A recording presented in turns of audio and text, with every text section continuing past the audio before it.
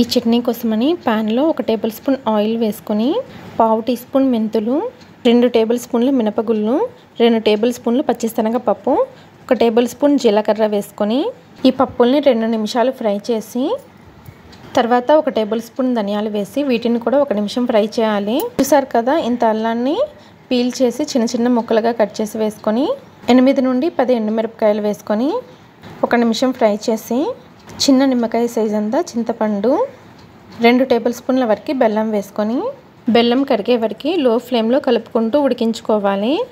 బెల్లం కరిగిన తర్వాత దీనిలో రుచికి తగినంత ఉప్పు, పొట్టు తీసిన 8 వెల్లుల్లి వేసుకొని ఒకసారి కలిపి దీనిలో పావు కప్పని నీళ్లు వేసుకొని నీళ్ళన్నీ ఎగిరిపోయే వరకు ఈ మిశ్రమాన్ని ఉడికించాలి. నీళ్ళన్నీ ఎగిరిన తర్వాత స్టవ్ ఆఫ్ చేసి వీటిని పూర్తిగా చల్లారనిచ్చి మిక్సీ జార్లోకి తీసుకొని కొద్దిగా గోరువెచ్చని నీళ్లు వేసుకొని బాగా మెత్తగా గ్రైండ్ చేసి తాలింపు వేసుకోవడమేనండి. Thanks for watching.